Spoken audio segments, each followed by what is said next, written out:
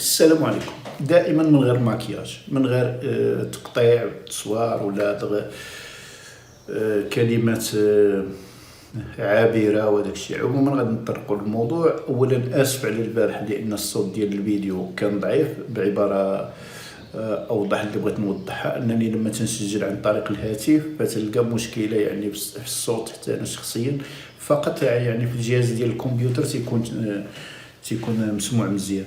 انا بالنسبه لي حتى في التليفون راه كان البارح تيتسمعوا هذاك. عموما بغيت نتطرق لواحد القضيه اللي صراحه يعني بقات فينا بزاف هذه القضيه هذه، وهو ان المغرب باع القاصرين، باع الرضع ارواحهم، باعهم مقابل 30 مليون ديال اليورو، يعني ما يعادل 32 مليار سنتيم مغربيه. شوف على واحد العدد بسيط، يعني مجرد ما سلماتو اسبانيا ديك الفلوس ناض بدا يخبط في عباد الله ويسلط عليهم المخازنيه والبوليس وكل الاجهزه الامنيه والحافلات، وناض وشطب الدنيا، شطبها في خلال ساعات قليله تم تشطيب الدنيا. هذا الشيء هذا واحد القضيه خطيره، هذه واحد القضيه جد خطيره. يعني شوفوا الانسان، شوفوا هذا النظام هذا كيفاش وصلت به الواقعه. يعني احنا عارفين بان حاجه معروفه هذه، بان الشرف المغربي يتباع شحال هذه، انت كنت يتباع بالدعاره او البيديفوريه او في مراكش، يعني معتمدين على هذا الشيء هذا، عارفينها يعني بلا ما نبقاو نخزنوا براسنا. ولكن توصل بك هذه الوقاحه وامام الملأ، وامام من؟ الملأ. وشكون هما هاد الملأ؟ اوروبا. وتبيع القاصرين، الرضع راه كلكم شايفين ديك التصويره بلا ما نبقى نعاود انا في التصاور نحطهم وداك الشيء، راه موجودين. قلبوا في الانترنت راه عندكم آلاف الساعات باش تشاهدوا ديك وبالخصوص لو تشاهدوهم باللغات الاجنبيه، ماشي هذوك اللغات ديال القنوات المغربيه، لان ديال القنوات المغربيه دوك الصحافه المغربيه يتم حذف الفيديوهات ديالهم. راه كانوا شي فيديوهات نشرتهم خصوصا بلا ما نسمي، ما بغيتش نسمي حتى القنوات احتراما لهم، واحد القنوات صحفيه، وتم تهديدهم وابتزازهم باش يمسحوا بعض الفيديوهات اللي كان الشعب ثائر على الملك وداك الشيء. عموما شوف الواقعه فين وصلت. يعني هنا تيتضح انه ماشي قضيه ديال البوليساريو ديال العصابه ديال البوليساريو اللي تيتعالج وزياده، ولو يكون لان ما يدخل لهاش العقل. هما باغيين غير 30 مليون ديال اليورو، ما باغيين والو. لا علاقه، هاد البوليساريو هذيك موجهه لكم باش زعما يشحنوكم نتوما ويبرروا بانه الا قتلوا، الا مات شي رادع وداك الشيء على قبل الصحراء ديما تيغنيونا على هاد الصحراء. عموما حنا تنعرفوا هذا غير قابل للنقاش بان زعيم ديال المرتزقه ديال البوليساريو يمشي لاسبانيا راه ماشي حاجه غير قانونيه، راه حاجه فوق قانونيه لهي.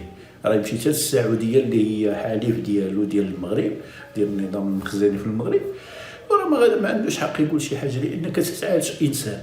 هذه واحد الكلام مفروغ منه. هذا لا داعي انه على هذا الوتر الحساس، لا داعي انه باش يغني عليه النظام، يعني يكون ديما تيشدنا ديك النقطه. هو شوفوا راه شطبها الدنيا، شطبها.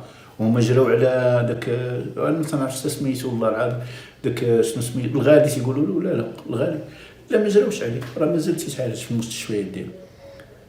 جراو على هذوك الحراق، شراو عليهم راه بالالافات كانوا جراو عليهم، شطبوهم فرمشت عين.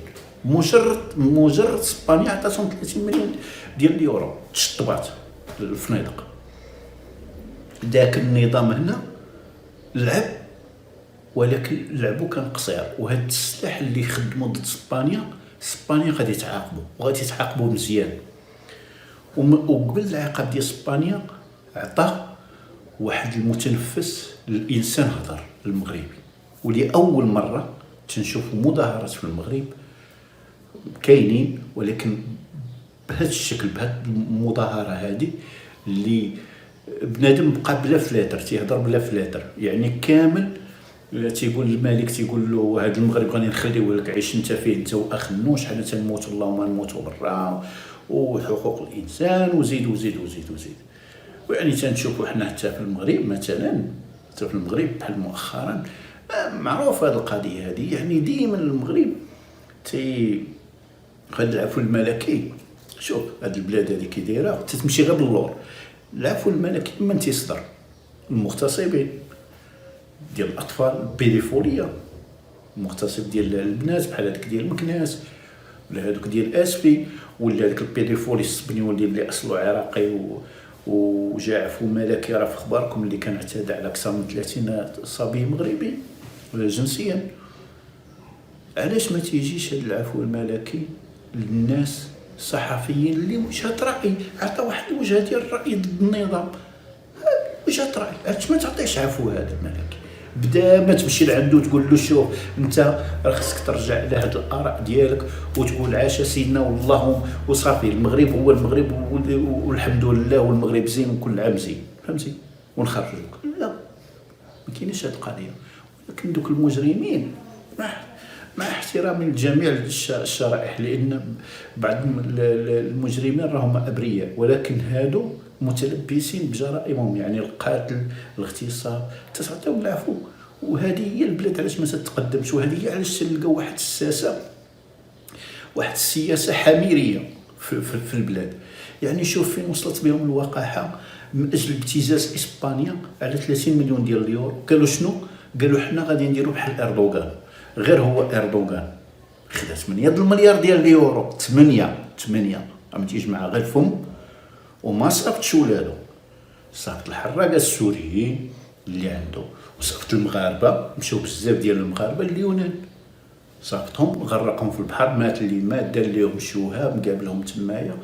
ولكن راه تركيا راه دوله عظمى، راه تركيا عندها اللوبي التركي، وخصوصا في المانيا وهولندا.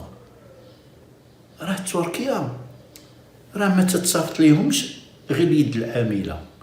راه تركيا عندها مصانع. غادي نعطيكم مثال بسيط. شتي هذيك القضيه ديال اليونان شنو وقع في الاتحاد الاوروبي؟ هضره جوج، هضرت ناضت ايطاليا، هضرات، فهمتي؟ منين هضرت ايطاليا، اول حاجه داروا لايطاليا شنو هي؟ اول دوله ردوا عليها في الاتحاد الاوروبي في هذيك القضيه ديال الهجره اللي كانوا يطلقوا المهاجرين الغير الشرعيين، الابتزاز، تنقول لها الابتزاز. وهذيك حاجه زوينه دارها، يعني صراحه حاجه 8 المليار ديال السنت ديال عفوا ديال اليورو، راه فلوس خياليه، راه فلوس خياليه. وزياده راه كسب عده اشياء منها. اول حاجه دار اردوغان منين هضرت ايطاليا وقالت له هذه راه ماشي قانون، اول حاجه هو كان غادي يشري، كانت واحد الشركه تركيه كانت غادي تشري اقدم مصنع ديال الشوكولاته في ايطاليا، اللي هو مشهور عالميا، ماشي مشهور في ايطاليا، مشهور عالميا. 3 المليار القيمه ديالو اللي كانت غادي تدفع هذيك الشركه تركيه باش تشريه 3 المليار ديال اليورو بالثلاثه حبسات. كانوا مشاريع بعده مليارات ديال الفياط، عنده مصانع ديال الفياط، مصانع ماشي مصانع التركيب، بل مصانع ديال الفياط عنده في البلاد. راه ملي تيهضر اردوغان ولا تتهضر تركيا، راه حنا ما نقدروش عليهم. هذوك الناس هذوك الناس راه صناعيين، والجاليه ديالو هي لوبي. لان علاش الجاليه ديالو اللوبي؟ لان الجاليه منين ماتت بكورونا فيروس في تما ضحايا كان تيصافط الطائرات. منين تحاصر له المواطنين ديالو بقاو برا، صافي الطائرات مجانيين. راه عندهم واحد العلاقه جد وطيده بالجاليه، ولهذا الجاليه تنشوفوا الجاليه التركيه اكثر حضور، اكثر تنظيم. علاش اكثر تنظيم؟ عندها المساجد ديالها ما تتخليش المنشار، دوك الشيوخ ديال المنشار يجيو يقولوا ما جيو تبقاو تحاربوا في افغانستان وفي سوريا وفي هذاك الشيء. ما كاينش هذاك الشيء. كاين سير تدخل تصلي، سير بحال هذاك، داك الشيء كله منظم، كله منظم. ماشي بحالنا حنا ولادنا ضحكوا عليهم الشيوخ ديال المنشار قاعدين في الفنادق ديال تركيا والفنادق ديال لندن، وتيقول لهم راه جهاد في سبيل الله. ولادهم تيقراو في الجامعات الامريكيه والانجليزيه، الجامعات الفخمه، يصيفطوا ولادو يجاهدوا. وهنا ضحكوا على واحد العدد ديال الفئه ديال الشعب ديال المغرب. عموما هذا ماشي موضوعنا. شوفوا هنايا كيفاش العلاقه تتبنى ما بين الحكومه والمواطن ديالها. ومنين يمسوا شي حاجه في تركيا تتنوض الجاليه بكل صراحه، حتى حنا تنوضوا في المغرب، ولكن راه ما بقاش عندنا الوجه. شتيها بهاد الشوهه هذه اللي دار مؤخرا ديال القصر الاغراق القصر في القاصرين في البحر، راه هذا راه حيد معاك حتى التضامن. راه كانوا هنا جمعيات يساريه تتوقف مع المشاكل ديال المهاجر، فهاد القضيه هذه ما عندها ما توقف، بل اعطيتها انت دابا خلقتي مشكل واحد الازمه للجاليه ديالك. يعني راك تتنجح في اليمين المتطرف في اوروبا، الاحزاب اليمينيه المتطرفه تتنجحها بهذه الطريقه هذه، راك ما درستوهاش. وهذا باش غادي يعود علينا؟ غادي يعود علينا بكارثه نحن كجاليه في الخارج. اولا حنا هما اكبر واحد غادي ندفعوا الثمن لهذا. ثاني نقطه، قلنا لكم بان الاتحاد الاوروبي، بان اسبانيا راه عضو في الاتحاد الاوروبي. راه ملي تبغيو تكلموها خصكم تفكروا بانكم راه غتكلموا الاتحاد الاوروبي، راه ما غتكلموش اسبانيا. راه باش ديروا ليها التاكتيك هذا، راه دابا الاتحاد الاوروبي داركم في المرصاد وجاوبكم. راه جاوبوكم البارح، قال لكم ما تفكروش نتوما، ما تفكروش. شوف على هضره تيهضر معكم عكس الهضره اللي هضر مع اردوغان مع تركيا. قال لكم نتوما ما تفكروش بانكم تلويو دراعنا، فهمتي؟ خديتي هذيك 30 مليون وصافي، ضرب الطم وبقات معايا، دير الحارس ككلب ديالو، فهمتي؟ واسكت احمد الله.